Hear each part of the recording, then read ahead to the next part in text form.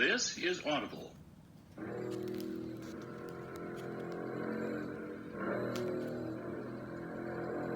Bantam Doubleday Dell Audio Publishing presents Meg by Steve Alton.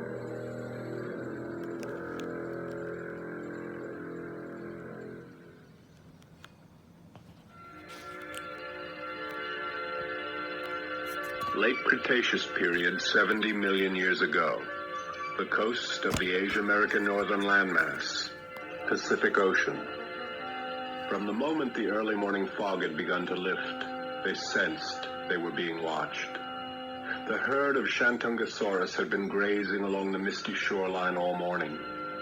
Measuring more than 40 feet from their duck-billed heads to the end of their tails, these reptiles, the largest of the hadrosaurs, gorged themselves on the abundant supply of kelp and seaweed that continued to wash up along the shoreline with the incoming tide.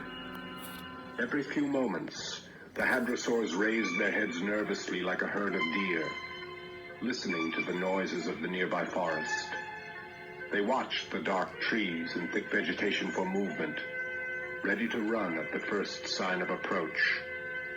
Across the beach, hidden among the tall trees and thick undergrowth, a pair of red reptilian eyes followed the herd. The Tyrannosaurus rex, largest and most lethal of all terrestrial carnivores, stood 22 feet above the forest floor. Saliva oozed from its mouth as T-Rex watched, quivering with adrenaline. The two largest duckbills had just ventured out into shallow water, lowering their heads to forage among the thick strains of kelp. The killer crashed from the trees, his 8 tons pounding the sand and shaking the earth with every step. The duckbills rose on their hind legs and scattered in both directions along the beach. The two reptiles in the surf turned to see the carnivore closing on them, jaws wide, fangs bared, its bone-chilling roar drowning the crash of the surf. The pair of hadrosaurs turned instinctively, plunging into deeper waters to escape. They strained their long necks forward and began to swim, their legs churning to keep their heads above water. T-Rex plunged in behind them, crashing through the surf and into deeper waters. But as it neared its prey, the T-Rex's feet sank into the muddy sea floor. Unlike the buoyant hadrosaurs, the thickly muscled T-Rex could not swim and became hopelessly bogged in the mire. The hadrosaurs now swam in 30 feet of water, but having escaped one predator, they now faced another. The 6-foot gray dorsal fin rose slowly from the sea, gliding silently across their path. The current created by the creature's sheer mass began pulling the hadrosaurs into deeper waters. The duckbills panicked at the sudden change. They would take their chances with the Tyrannosaurus. Within the deep waters lurked certain death. They turned, thrashing and paddling frantically until they once again felt the familiar mud beneath their feet. T-Rex let out a thundering growl.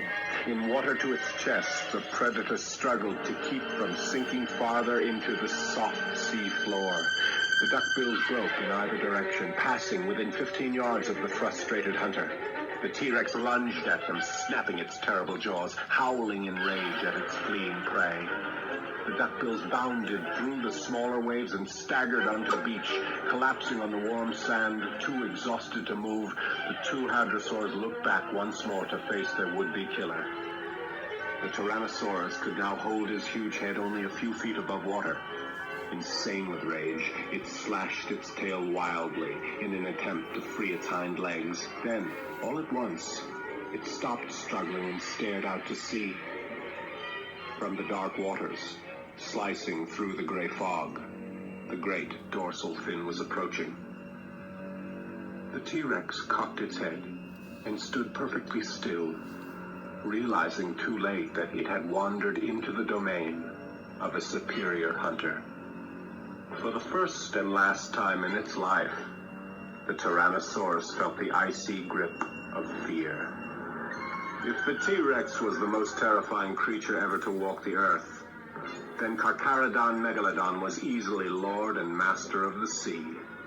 The red eyes of the Tyrannosaurus followed the gray dorsal fin, feeling the tug of current caused by the unseen mass circling below. The fin disappeared beneath the muddy waters. T-Rex growled quietly, searching through the haze. The towering dorsal fin rose again from the mist, now racing directly for him. The T-Rex roared and struggled, vainly snapping its jaws in futile protest. From the beach, the two exhausted hadrosaurs watched as T-Rex was slammed backward through the ocean with a great whoosh, its huge head disappearing beneath the waves. In a moment, the dinosaur surfaced again, wailing in agony as its ribcage was crushed within the jaws of its hunter, a fountain of blood spouting from its mouth. The mighty Tyrannosaurus Rex vanished beneath the swirling scarlet water. A long moment passed, and the sea remained silent. The hadrosaurs lumbered toward the trees. Suddenly they turned, cowering at an explosion in the water. Clutching T-Rex in its gargantuan mouth, the 60-foot shark, nearly 3 times the size of its prey, burst from the water, its enormous head and muscular upper torso quivering as it fought to remain suspended above the waves. Then, in an incredible display of raw power, the Meg shook the reptile from side to side between 9-inch serrated teeth, spraying pink froth and gouts of gore in every direction. The 20-ton Megalodon and its mutilated prey crashed back into the sea, sending a great swell of water high into the air around them. No other scavengers approached the Megalodon as it fed in the tropical waters. It had no mate with whom to share its kill, no young to feed. The Meg was a companionless creature, territorial by nature. It mated when it must, and killed its young when it could, for the only challenge to its reign came from its own kind. It could adapt and survive the natural catastrophes and climatic changes that would cause the mass extinctions of the giant reptiles and countless prehistoric mammals. And while its numbers would eventually dwindle, some members of its species might survive, isolated from the world man, hunting in the isolated darkness of the ocean depths.